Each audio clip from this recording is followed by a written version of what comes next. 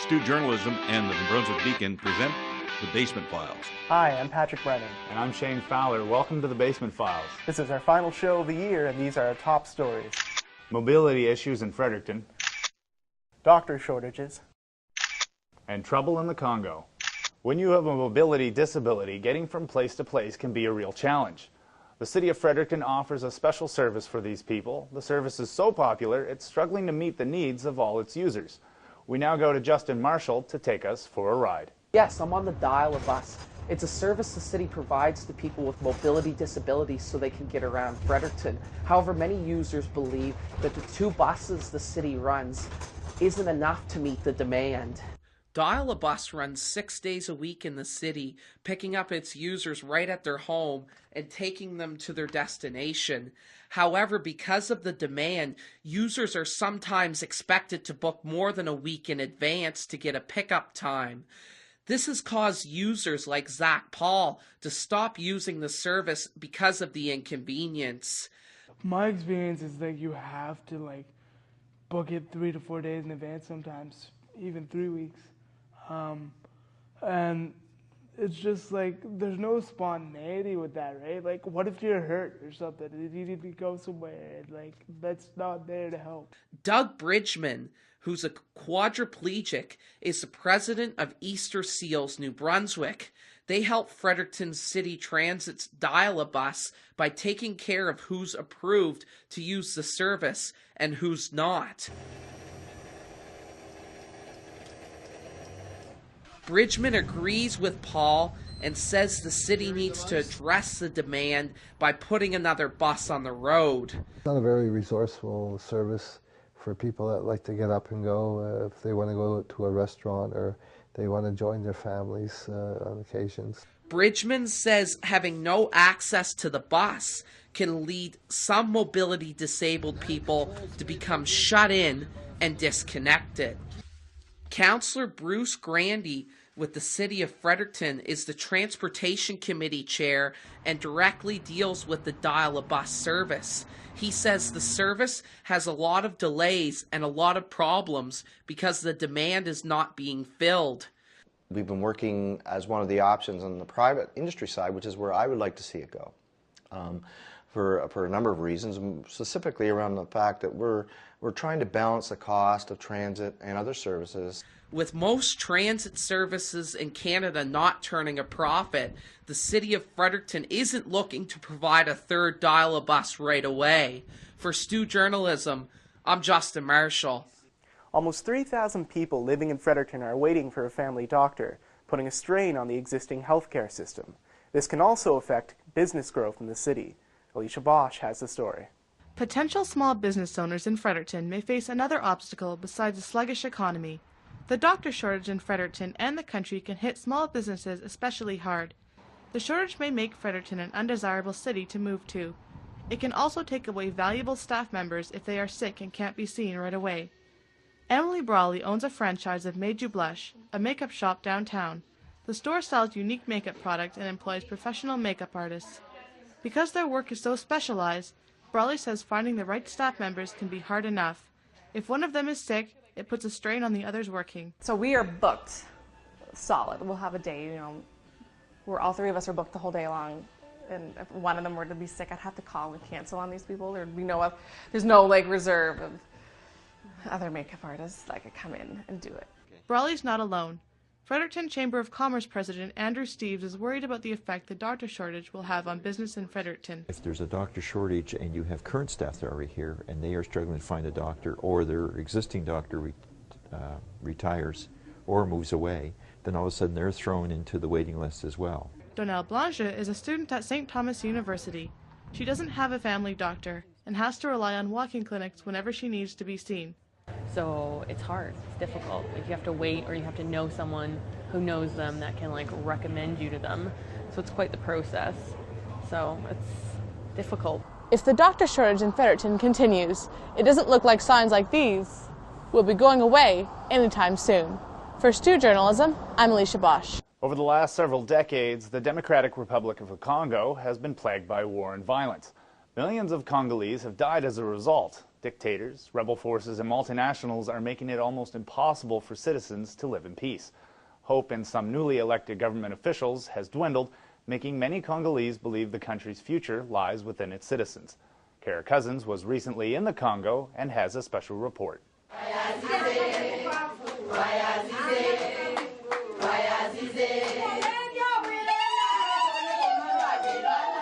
Music is a way to celebrate, mourn, and give thanks in Kamanyola, a village in the Democratic Republic of the Congo that borders Rwanda.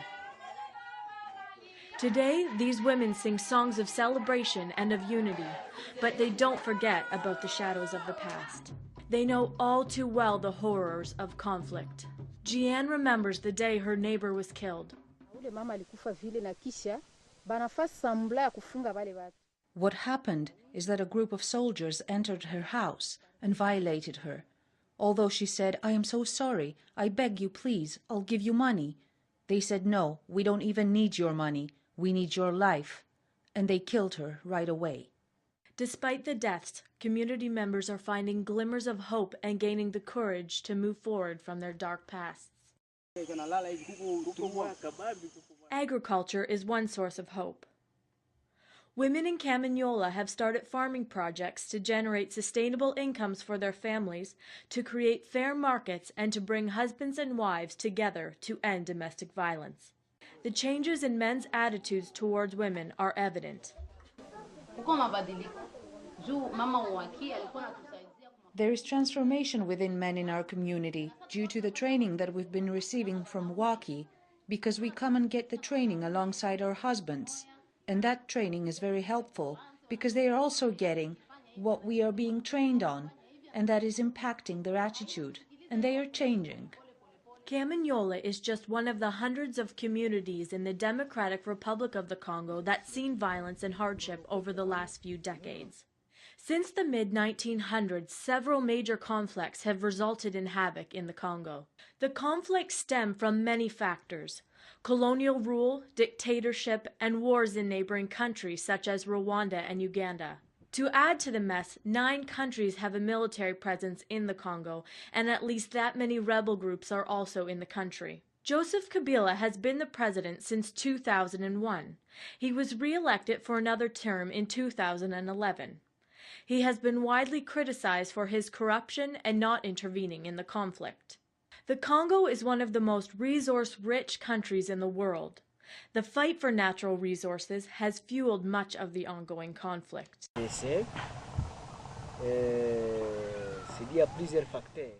One of the main reasons why we have conflicts in Congo is because of the natural resources that are in Congo. So this potential wealth that are in Congo are being a source of problems, because anyone in the neighboring countries would like to come and exploit, and even not even legally exploiting, but just illicitly exploiting the the riches of Congo, and in so doing they create a situation of insecurity.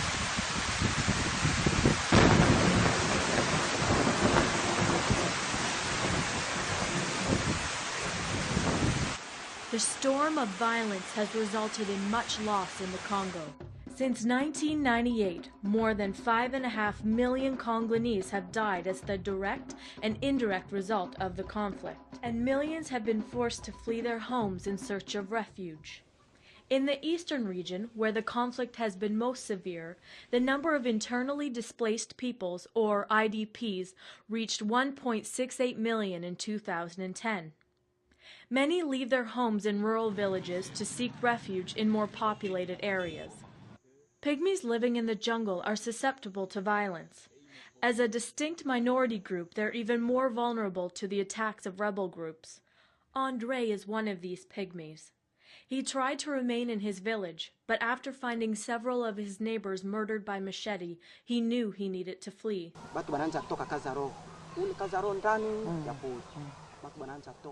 They left after they have seen that 4 people were killed, and some of them were just killed with machetes in the forest. So before then he said, okay, now these are the people from my own tribe who are being killed. and then who knows who is going to be the next one. Kambali Mandafu was driven from his home and is now living in Beni. He and his wife and their 9 children were seeking refuge in a local church, but after he was threatened by local military, he decided to run.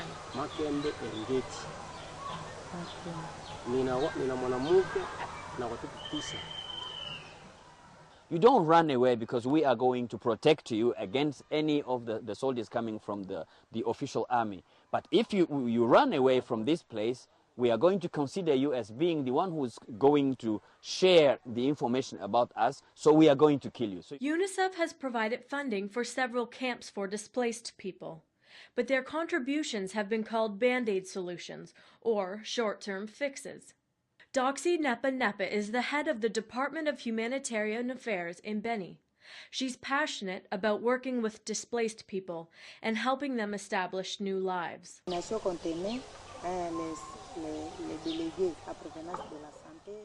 It's a commitment and it's a calling. Joining the Ministry of Social Affairs in your initial stage, you know you are going to be dealing with people who are dealing with hardships. So we have to sacrifice ourselves in order to seek for the welfare of the community. You know I am a part of this community, and the sufferings of my country is mine.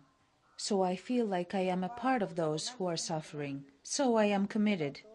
Although there are difficulties, but there is no one else to do that unless we step up and do it. For Doxy, one of the most difficult aspects of her job is dealing with people who have been sexually violated.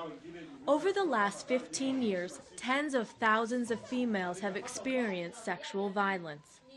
But numbers lie sometimes. Only women who seek treatment are counted.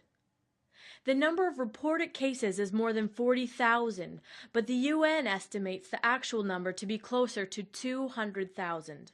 The UN also reported 65% of the assaults were against children.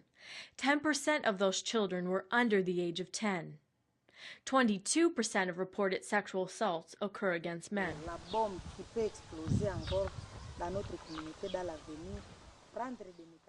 There is another bomb that has not yet exploded.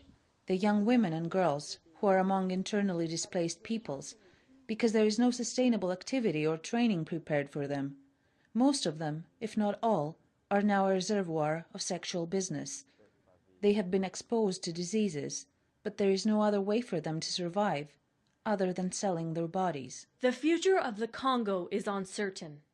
Many Congolese believe if the government becomes more transparent with less corruption, and if opportunities for civilians increase, there will be hope for the country to thrive. Ghislaine believes above all, love is the main ingredient needed to rebuild the nation he calls home.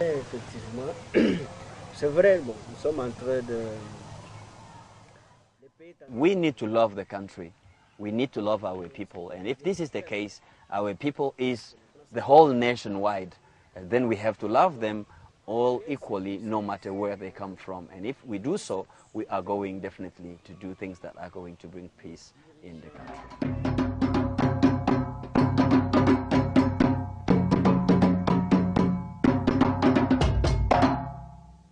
For Stu Journalism, I'm Kara Cousins.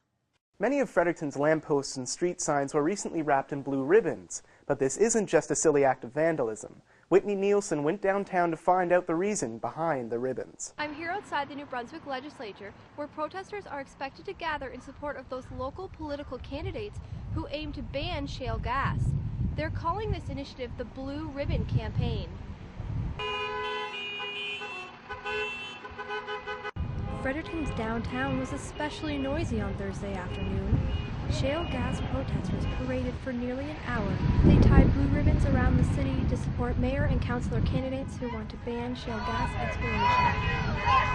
I can say this, that the Catholic Church has already come out in Rome and declared water as a human right, not to be used as an economic purpose. Brewer also says the fracking would be dangerous for our groundwater supply, aquifers, and public health. Mayoral candidate Matthew Hayes marched too. Some of the risks are not well defined. We don't know yet exactly what the environmental impact is of shale gas fracking. It's a new way of extracting natural gas. While only a few dozen people showed up for this protest, 10,000 people are expected to come out next month. And that water gets contaminated. The economics of buildings and housing and so forth will plummet like we've never been seen, and the value of property will decline, and it just won't be worth anything. And I think I'm not blaming governments, and I'm not blaming the oil companies. There's just information that's surfaced that I know that they haven't seen yet, and in due time they will know about it. For Stu Journalism, I'm Whitney Nielsen. Stay with us after the break. We'll be right back with more stories. I'm Kevin Stewart. Trying to shed weight for the summer months? Not only physically, but psychologically, I just feel I have much more confidence and feel better about myself. I do more things that I probably wouldn't have done before because I didn't feel comfortable doing them or feel I was able to do them, that sort of thing. So all kinds of benefits all the way around. Louise Bolden lost 75 pounds in 11 months. Find out how later on The Basement Tape. Coming up later on The Basement Files. We needed to live every day, but the increasing ignorance about where your food comes from and the work that goes into it is the cause for concern among some and their children. That's up later on The Basement Files. I'm Frank Jr. Molly. Atlantic First Nations and universities have been working to enhance economic development. A year ago, they stepped up the effort. But is it working? The university has agreed with this partnership and I think demonstrates their commitment to our goals about the importance of research and the need to build Aboriginal capacity in Atlantic Canada. We have an example of what that means for the 38 First Nation communities in the Atlantic region. That's next week, only on The Basement Files. The knowledge gap between people and the food they eat is growing. It's getting to the point that consumers often have no idea where the food they eat is actually coming from, and it's a reason for some to be concerned. A special report from our very own Shane Fowler explores that growing gap from the farm to the plate.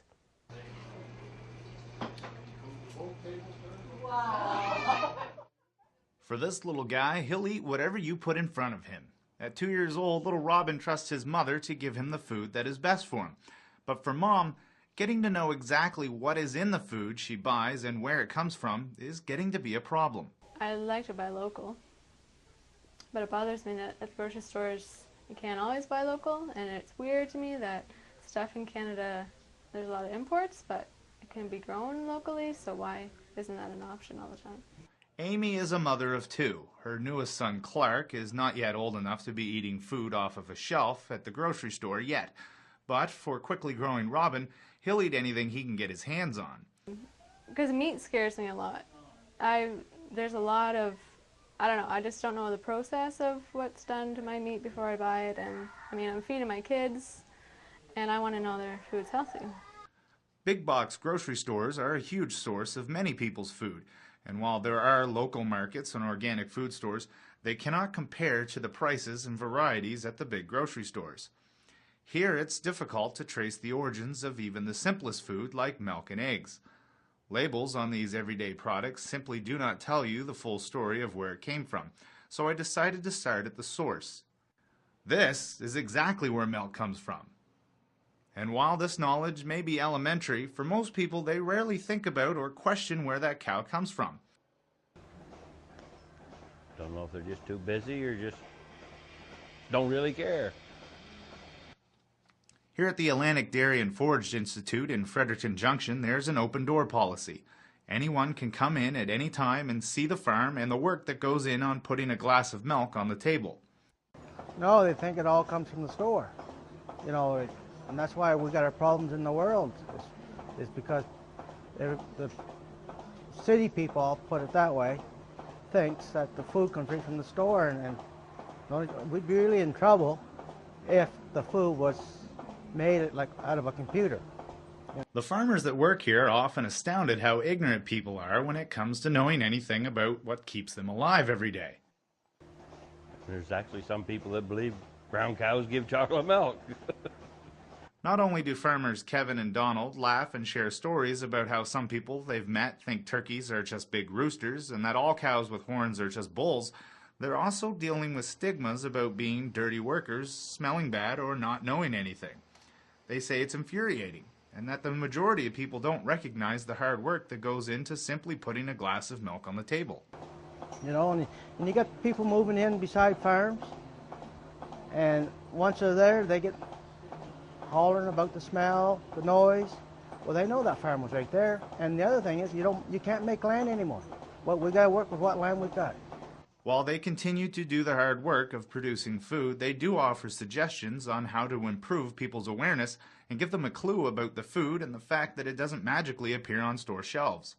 I think what they should do today in the education part of it, the school part, they should have some kind of class that will teach the kids, the younger kids, where our food comes from.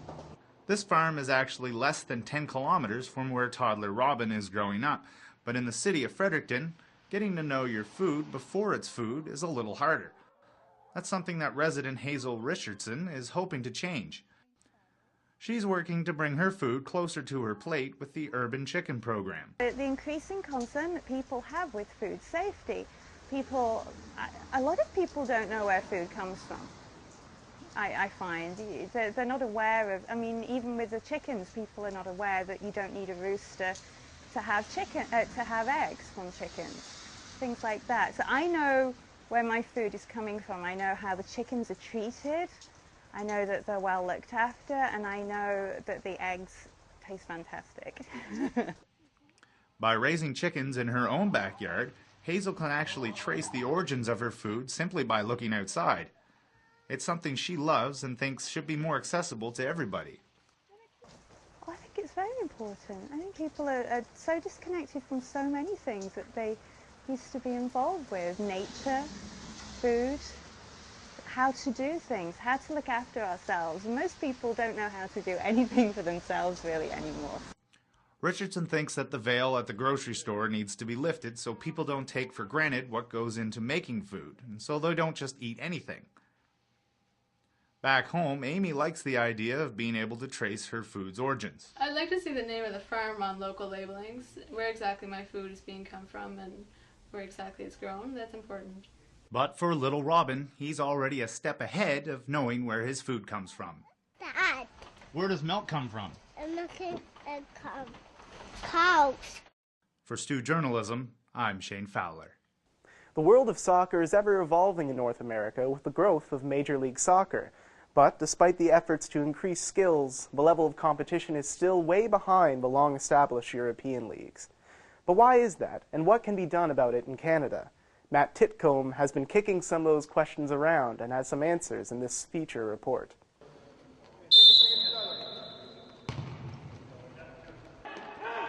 The beautiful game, the world's most popular sport. But why is North America so far behind the rest of the world? Nearly 345 million people live on the continent. That should be enough to allow the game to expand.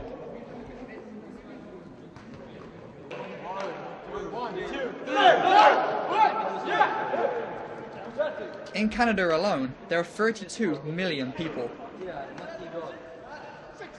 Martin Hardy is a Canadian who's been playing soccer for well over 20 years. He says there aren't enough places to learn how to play in Canada.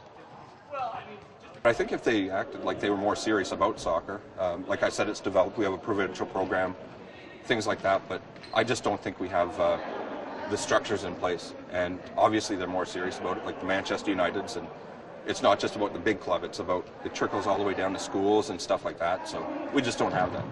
So I think if there were a place where people could feel like they were serious and there was a next step, I think we'd, probably take a big step forward. There are more than 100 soccer academies in England alone. They're run by Premier League and Football League teams to promote their youth systems.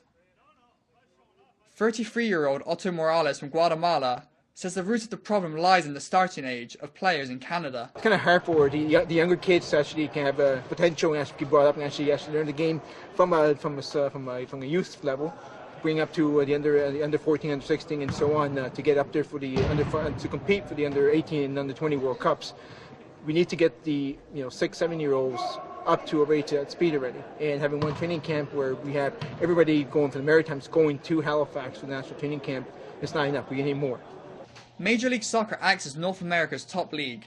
It's comprised of 19 teams, all battling to become MLS champions. The league features 3 Canadian teams: Toronto FC, who were inducted in 2007. The Vancouver Whitecaps joined the league in 2011. Finally, Montreal Impact joined the league this season. The defending champions of the league are the Los Angeles Galaxy. However, stadium regulations limit the number of fans at games. One example is during weeknights in LA. Only 7,500 fans are allowed to watch the game. Local residents complain about the noise levels. However, it doesn't seem to bother the noisy fans.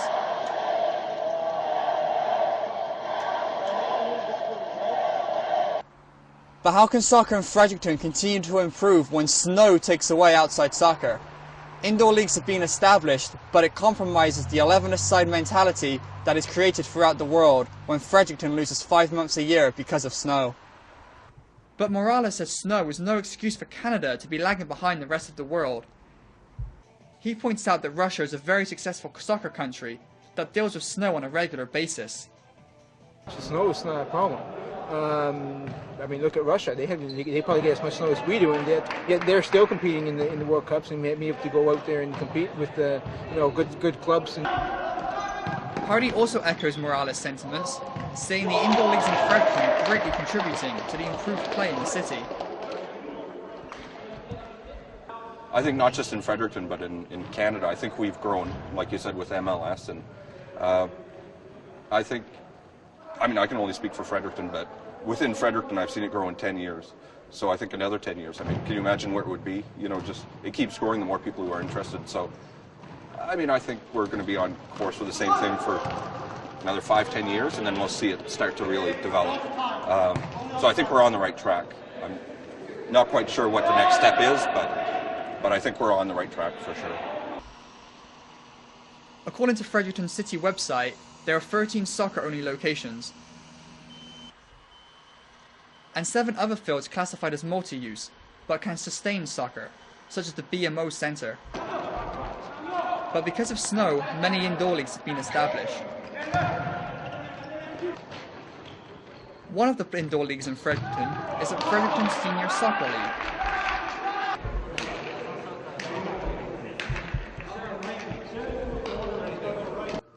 The league has 8 teams, each with 13 to 16 players a side. At the Natas Fieldhouse, 7 outfield players are allowed on the pitch, with 1 goalie too. The league features players from many different countries, such as Ecuador, Italy, Spain, and Portugal, among others.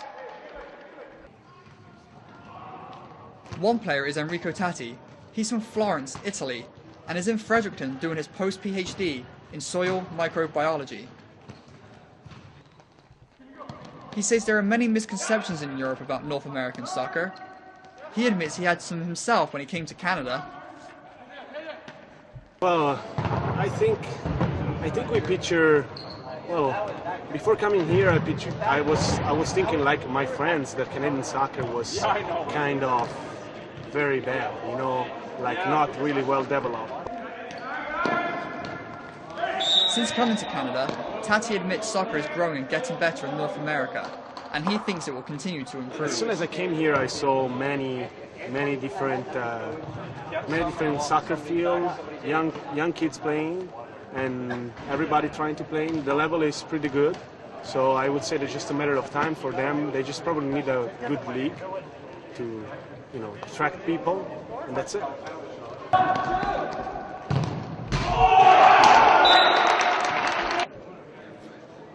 While Enrico enjoys the guys he plays with, he says that the more soccer that can be played, the better it will be for them and the game in the long run.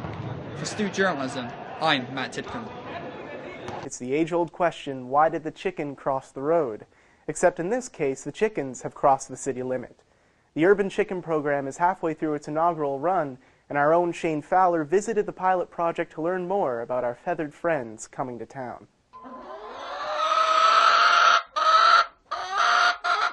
Forget the Easter Bunny. This is where eggs actually come from. Chickens are flocking to Fredericton. Meet some of the city's newest residents. They're part of the Urban Chicken Project, a pilot program that's nearing the end of its year-long run. It's been really exciting. It's been a very, very good year. Everything has gone very, very smoothly. It's been a real learning experience. The chickens become fantastic pets. Hazel Richardson has long been a champion of growing your own food, and last year she petitioned the city to allow a small amount of chickens in her backyard right in the middle of Fredericton.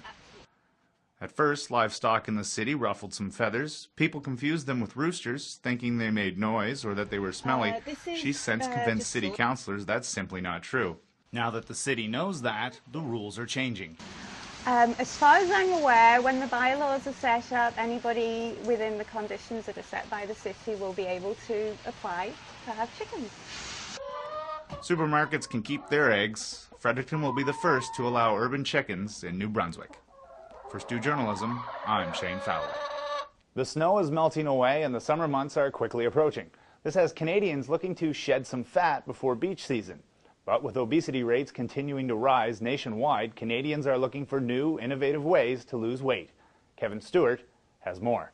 Spring is here, and Fredericton residents have hit the walking trails looking to burn some fat before summer gets underway. But with obesity rates continuing to climb in New Brunswick, people are looking for new ways to get healthy, but it's not that easy. Go get it. And just playing with your dog won't get you there. Come on, bring it back. Louise Bolden realized that. Ellie, get your When she turned 50, she took what many people think of as a milestone as a wake-up call. My family members have a number of health issues they deal with, heart issues and diabetes, high blood pressure, and I see what they go through in terms of dealing with those issues, and I just made a decision that I didn't want to do that. At the time, Bolden weighed 213 pounds. On Health Canada's body mass index chart relating weight to height, she was obese. Professor Gabriela Tomovsky specializes in coaching healthy behavior changes at the University of New Brunswick, and she believes the main problem with obesity is its complexity. Most people associated obesity with people who were they believed to be lazy and eating a very poor diet. And what we've discovered now is that there are all kinds of other factors that come into play. So for example, there's a genetic element. There are issues around sleep. People who don't get sufficient sleep, which is approximately 8 hours a night, tend to weigh more. We've discovered that obese individuals tend to be extremely sedentary to some degrees. So that means that when they've studied obese individuals, they tend to be people who don't fidget at all. Though pinpointing the exact reason for obesity can be daunting, often the biggest challenge can be finding motivation to do something about it. Bolden tried for 4 years to lose weight. It didn't work, so she turned to a dietary program called Weight Watchers, and it didn't take long for her to notice the difference. Well, it was, even losing the first 10 pounds made a difference. It was, at that time I was also having some hip and knee problems with arthritis. Like I was really stiff when I got up in the morning, and I only had to lose the first 10 pounds and I noticed a difference right away in hips and knees. And then every 10 pounds I lost after that, it just seemed to get better and better and better. And I haven't had any significant arthritis problems since I started to lose weight. Whether it's Weight Watchers, another weight loss program, or just simply exercising a few times a week, finding a method of weight loss you enjoy is a key step to becoming fit. Elevation and depression of the shoulder blades. Just warming up the joints. Inhale, shrug. And exhale, reach. Shasta Stairs teaches Pilates at Pilates by Garda in downtown Fredericton. A few years ago, she, like Bolden, was struggling to find an exercise method that felt right for her, until a friend introduced her to Pilates. I was practicing for like 6 or 7 years regularly. I loved it. I love the way that it made me feel and you know, it just changed the way that I felt and the way that my body felt, and my overall like physical and mental health changed dramatically. What I like to say is a really organic way to exercise. So what you're doing is you're using your own body to build your own body. Although exercise is crucial to healthy living, the need for a balanced and healthy diet is even more essential. With people looking to make it from point A to point B in a hurry, fast food restaurants are becoming even more popular. On average, men and women are supposed to consume between 2,000 and 2,500 calories per day. A McDonald's Big Mac combo alone has 1,350 calories. Susan Madigan has co-owned Oro Whole Foods for the last 22 years. She says her store offers a more fresh, healthy way to eat. Good healthy eating, for a good healthy life. So lots of produce and lots of whole grains and nuts and good oils, just good unprocessed food. Modern ways to eat healthy and exercise continue to emerge as people search for a healthy lifestyle that suits them. Louise Bolden found hers. After 11 months on Weight Watchers and walking her dog Ellie every day, Bolden lost 75 pounds and couldn't feel better. Not only physically, but psychologically, I just feel I have much more confidence and feel better about myself. I do more things that I probably wouldn't have done before because I didn't feel comfortable doing them or feel I was able to do them, that sort of thing. So all kinds of benefits all the way around. For Stu Journalism, I'm Kevin Stewart. With the Canadian Inter-University men's hockey season over, teams now have a chance to reflect on the past season and look ahead to the future.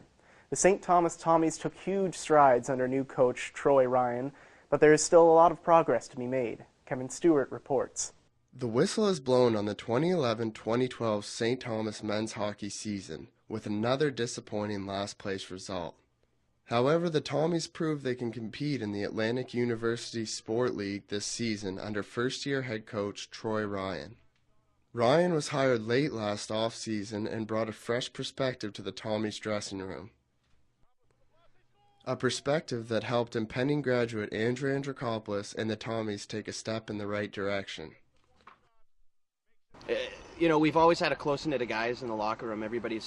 We've always been really close, but this year, especially with Troy coming in as the new head coach, I think he runs kind of a tight ship. So everybody knew what was expected of us this year, and it was just I think there was 11 games throughout the year where we lost by a goal. I mean, we got to be maybe the only team in the country to do something like that. So it could have just as easily been us been in the top 3 teams in the league, So the future's bright for the program. So what do the last place Tommies need to turn those close games into victories? That's what Troy Ryan was brought in to find out. Having played at the University of New Brunswick and St. Mary's University and coached at Acadia, Ryan has a firm grasp on what it takes to succeed in the CIS. It's pretty simple. We need probably 2, 3 at the most forwards. I need 2, 3 at the most defensemen, and I need a goalie. So it's really very similar to last year, and that's kind of what we brought in last year to get us to this point. I think if I just had the exact recruiting year that I had last year, or that we had last year, I think we'd be successful in making the playoffs. Ryan has already been in touch with new recruits and a replacement for Charlie Levine, who has been the Tommies' #1 goalie for the past 3 years. The Tommies will move to the new Grand Harvey Arena next season, a $29.5 million project that is sure to boost recruitment. For Stu Journalism, I'm Kevin Stewart. And that does it for this special edition of the Basement Files. It's been a great year, and we'll see you next fall.